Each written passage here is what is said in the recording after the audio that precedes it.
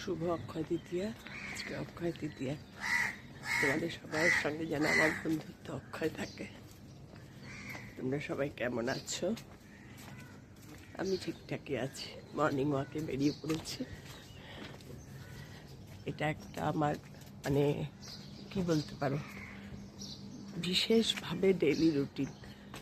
যেদিন কোনো কারণে যাওয়া হয় না কিংবা যাই না, সেদিন আর আমার কিচ্ছু ভাল লাগে না।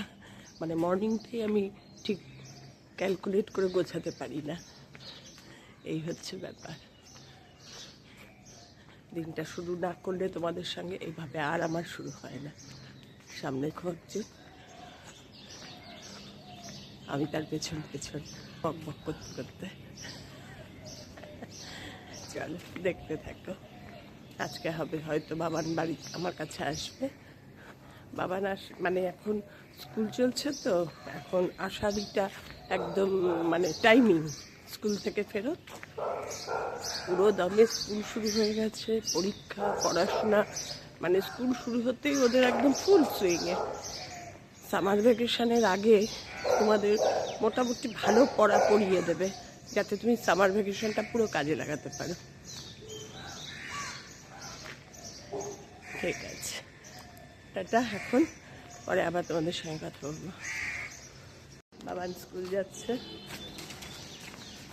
ভোটের জন্য ওদের পরীক্ষা সব পোস্টপন্ড হচ্ছে।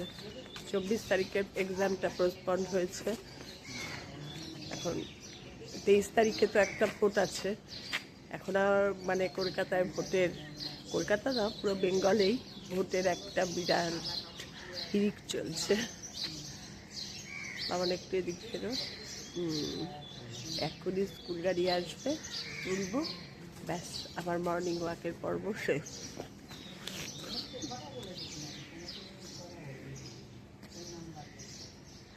গুড মর্নিং দেখিয়ে দাও, হাত দেখিয়ে দাও। Good morning.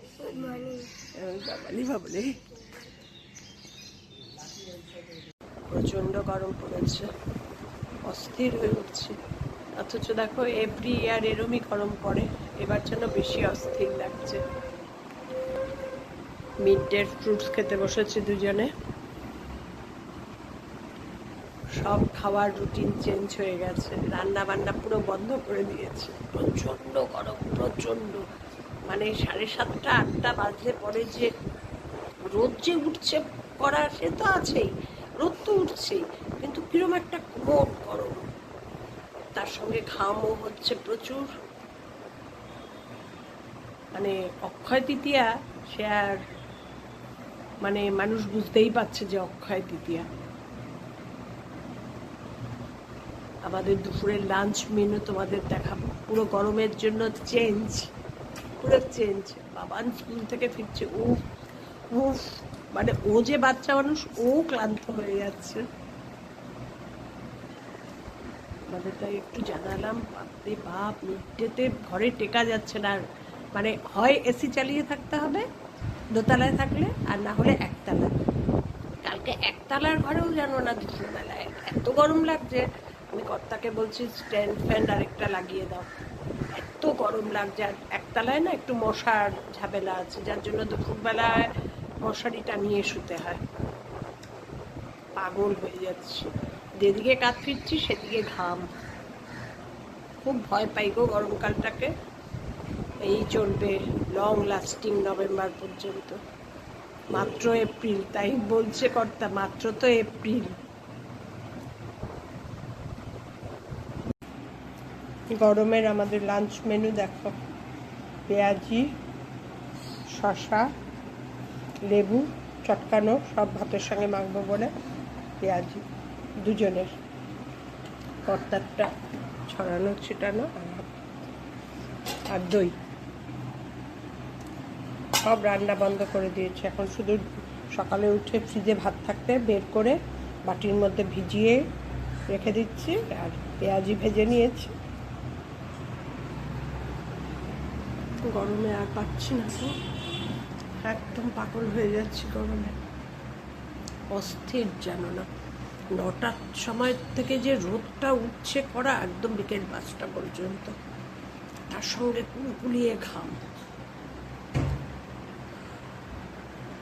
আজকে দুপুরে লাঞ্চ মেনু দেখিয়ে দিলাম, গরমের আইডিয়াল লাঞ্চ। মানে অক্ষয় তৃতীয়া আগে ছিল এভরি ইয়ার, অক্ষয় তৃতীয়া আমাদের এমপিতে আমাদের প্রতিবার নিমন্ত্রণ করতো বাই ফোন। এবার আর বাই ফোন নিমন্ত্রণ করেছে, কিন্তু যাওয়ার আর উপায় নেই, যাওয়ার প্রশ্নই ওঠে না। যাবো কোত্থেকে? 1.5 লাখ 2 লাখ টাকা করে ভরি, গেলে তো কিছু কিনতে হবে। একটা নাকছাবি কিনলে আমার 30,000 টাকা, সম্ভবই না। সেই জন্যই যাবো না, গরম নয় পরের কথা। এটা গরমের জন্য দুপুরে খাচ্ছি জল ভাত, পেঁয়াজি কিংবা অন্য কোনো ফ্রাই, আর কিচ্ছু না। গন্ধ লেবু, পেঁয়াজও খাচ্ছি না, কাঁচা পেঁয়াজও খাচ্ছি না, আর টক দই, শশা, সব ঠান্ডা। আর রাত্রের ডিনার কি জানো? দেখো,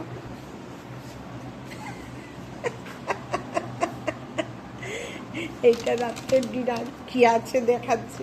ছোটো মেয়ে বেরোচ্ছে, জিজ্ঞেস করলো তুমি কিছু খাবে? আমি বললাম হ্যাঁ অবশ্যই, অর্ডার দিয়ে দিয়েছে, দেখাচ্ছি।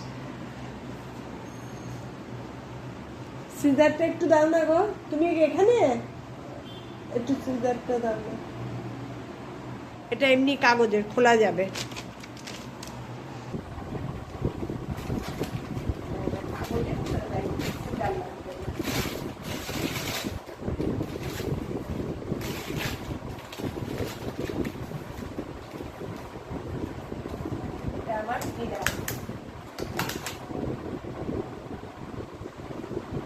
আমি আজকে মেয়েকে বলেছিলাম যে বয়েল মানে স্টিম মোমো পাওয়া যাচ্ছে না, হয় ফ্রাই মোমো না প্যান ফ্রাই মোমো।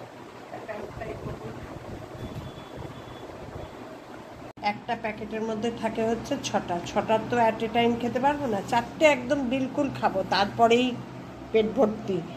ওই 4:30 কি 4টে খাবো। এই হচ্ছে আমার অবস্থা। আমার ডিনার, ডিনারটা করে নিই আমার মনের মতো। কর্তা খাবে দুধ রুটি, ওকে যত যাই কিছু দাও ওর কোনো একঘেয়ে নেই, ওর কোনো বিরক্ত নেই, ওর খাওয়ার কোনো ঝামেলা নেই। যত ঝামেলা